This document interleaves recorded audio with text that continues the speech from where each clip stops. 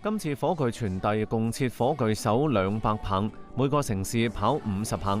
其中深圳賽區嘅火炬傳遞路線總長45公里，傳遞方式上融入多項高科技手段。全球首個 5GA 跑動式雙足人形機器人夸父亮相，就成為全場焦點。喺空路傳遞時，火炬手帶住火炬、火種，乘坐直升機飛越紅樹林，到達前海石公園。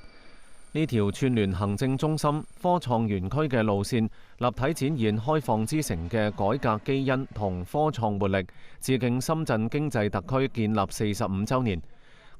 廣州嘅傳遞路線全長11.6公里，喺越秀山鎮海樓前，奧運冠軍楊景輝帶住手棒火炬，串聯明代古城牆、五羊石像等地標。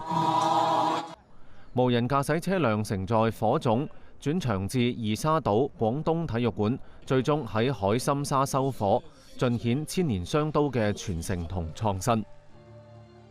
加油！哇，好掂啊！冇錯，好犀利啊！犀利啊！嗱，而家咧我就身處喺咧就係15運會咧就係香港嘅火炬傳遞嘅現場啊！跟我嚟睇下先啊！震耳欲聾啊！其實我身處呢個地方呢，就係第7同埋第8棒嘅火炬手嘅交接嘅地方啦。然之後呢，我哋嘅火炬手呢就會跑向我身後嘅會展，咁亦都會透過呢就係灣仔碼頭呢，就係登上天星小輪橫到維多利亞港啊！真係相當創新。咁繼而呢，亦都會登上開篷巴士呢，繼續火炬傳遞㗎。咁可以話呢，今次嘅火炬傳遞係盡顯香港國際盛事之都嘅風采啊！香港賽區嘅火炬路線全長10公里，着重展示香港文化及體育方面嘅特色，以政府總部為起點，途經香港回歸祖國紀念碑、金紫荊廣場、香港文化中心等著名地標，最後到達啟德體育園。火炬手由各界別代表組成，包括體育界、贊助機構、義工、青年、殘疾人士同少數族裔。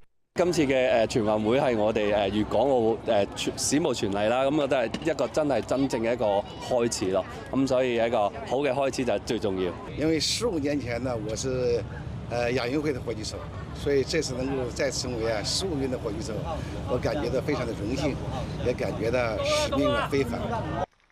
澳門賽區火炬傳遞路線全長2.6公里，由政府總部起步，終點設喺大三巴牌坊，串聯咗澳門多個具有代表性嘅歷史文化地標，生動展現咗澳門作為中西文化交匯點嘅獨特魅力。第一棒火炬手係前澳門武術代表隊運動員李偉，佢曾經多次代表澳門參與國際體育賽事，獲得2023年杭州亞運會武術女子長拳項目金牌。而最後一棒火炬手係空手道代表隊運動員郭建恒，佢將15運會嘅火炬帶上咗大三巴。係主辦嘅地方空手道，希望可以衝擊最好嘅成績同埋獎牌啦。